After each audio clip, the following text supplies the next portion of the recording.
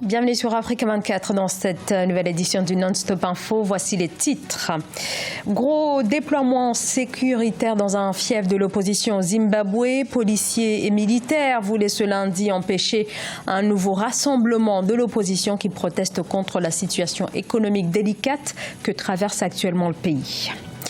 Session extraordinaire de la Chambre basse du Parlement congolais, ouverte ce 19 août à Kinshasa. Elle a été convoquée dans la perspective de l'investiture du prochain gouvernement dont la formation se fait toujours attendre en raison d'âpres négociations entre OCASH, la plateforme du président, et le FCC de son prédécesseur. Et la sécheresse en Afrique australe dure et la pénurie de nourriture s'aggrave. C'est le cas notamment en Zambie où 2,5 millions de personnes sont menacées. Le gouvernement de ce pays refuse pourtant de parler de crise alimentaire. L'armée et la police étaient déployées ce lundi dans les rues de Bulawayo, la deuxième ville du Zimbabwe. Objectif, faire respecter l'interdiction de manifester imposée à l'opposition. Un renforcement du dispositif sécuritaire, donc renforcé quelques jours après la répression brutale d'une marche dans la capitale Harare. C'est un sujet de la rédaction. Regain de tension au Zimbabwe où les forces de l'ordre ont été déployés lundi dans le fief de l'opposition à Bulawayo, au sud-ouest du pays, où dimanche, l'opposition avait tenté, sans y parvenir, d'organiser une marche à l'appel du mouvement pour le changement démocratique. Un rassemblement voulu par le principal parti d'opposition, mais interdit par les autorités.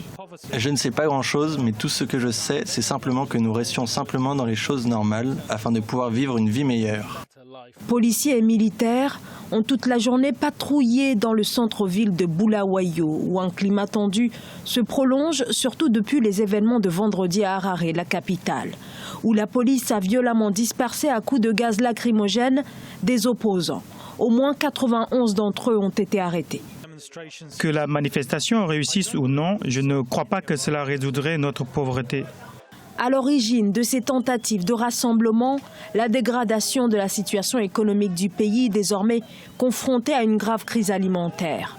5 millions de personnes, soit un tiers des 16 millions de Zimbabwéens, sont directement menacés. Les Congolais toujours dans l'attente du gouvernement 7 mois après l'investiture du nouveau président, mais celui-ci pourrait finalement, et après cette longue période d'attente, être mis en place dans les prochains jours. L'investiture de la nouvelle équipe ministérielle, la première du président Félix Tshisekedi, fait partie de l'ordre du jour d'une session extraordinaire de l'Assemblée nationale convoquée ce lundi à la demande de la présidence. Reportage de notre correspondant Jacques Mboka. Validation du programme du gouvernement Sylvestre Ilunkamba suivi de son investiture. C'est entre autres les points inscrits à la session extraordinaire de l'Assemblée nationale. La session extraordinaire de la Chambre basse a été ouverte par Jeanine Mabunda, la présidente de cette institution, ce lundi 19 août 2019 à Kinshasa. L'audition du programme du gouvernement, du nouveau gouvernement, suivi de son investiture, constitue la deuxième priorité de la présente session. Cet exercice interviendra dès le dépôt de ce programme par le nouveau Premier ministre. La première mouture du gouvernement Ilunkamba sera présentée au chef de l'État cette semaine et suivie de sa publication. Le gouvernement sera constitué de 65 portefeuilles partagés entre le camp pour le changement avec 23 postes et 42 attribués au Front commun pour le Congo. Je crois que le rôle de l'Assemblée nationale ne doit pas seulement être celui se résumant à un contrôle de l'action gouvernementale. Nous devons être une institution à même d'impulser le développement communautaire. Je crois que c'est plus cela que nos électeurs attendent de nous. Il faut souligner que la République démocratique du Congo est sans gouvernement depuis l'investiture du président Félix Tshisekedi en janvier 2019. Pour beaucoup d'observateurs, c'est une situation qui ne facilite pas la bonne gouvernance, surtout à l'issue de l'alternance enregistrée au sommet de l'État. En République démocratique du Congo, où l'inspection des Finances examine la gestion des fonds alloués au ministère. L'ANR, la puissante agence nationale de renseignement, souhaite un audit des sommes dépensées par les différents ministères depuis le mois de janvier, c'est-à-dire depuis l'investiture du chef de l'État Félix Tshisekedi. Une demande qui intervient dans un contexte de soupçons, notamment de la part d'ONG et d'acteurs de la société civile, soupçons portant sur de possibles détournements de fonds publics.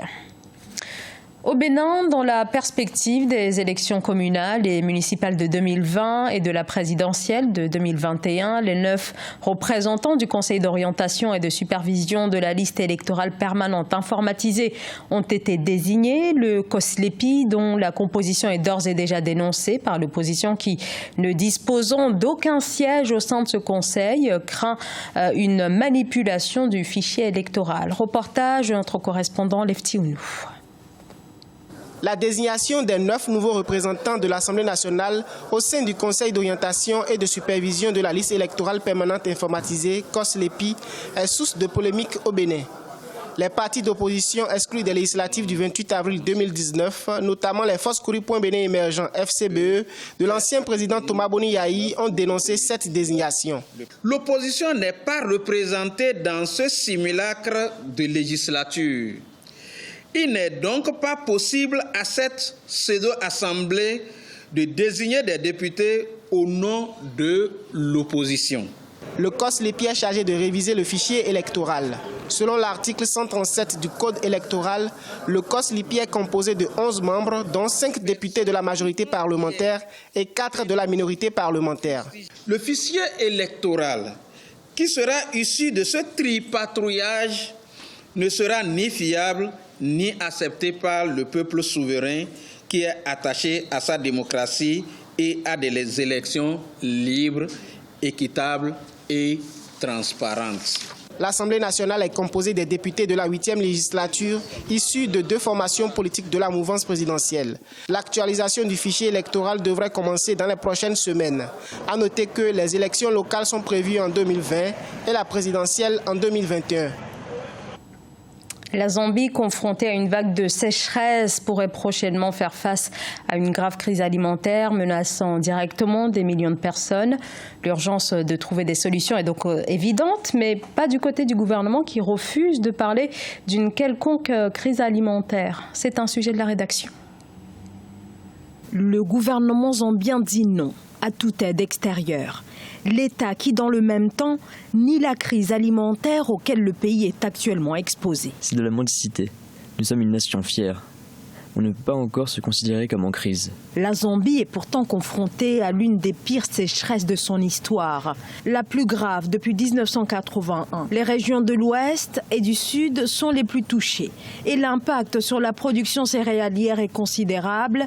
Le pays enregistre un déficit de 880 000 tonnes. Le gouvernement tend à nier un fait qui a été attesté par la SADC.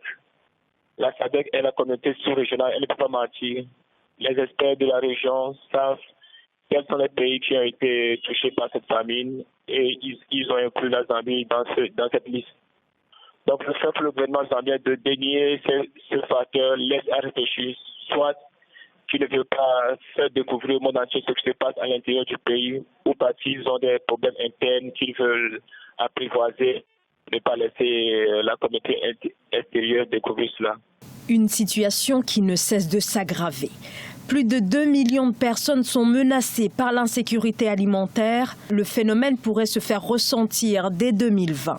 Mais aucune mesure de la part des autorités qui, au contraire, continuent d'affirmer disposer d'une quantité suffisante de maïs pour tenir jusqu'à la prochaine saison des pluies. Dans l'actualité au Maroc, il est question de la construction de la faculté de médecine et de pharmacie à Laayoune.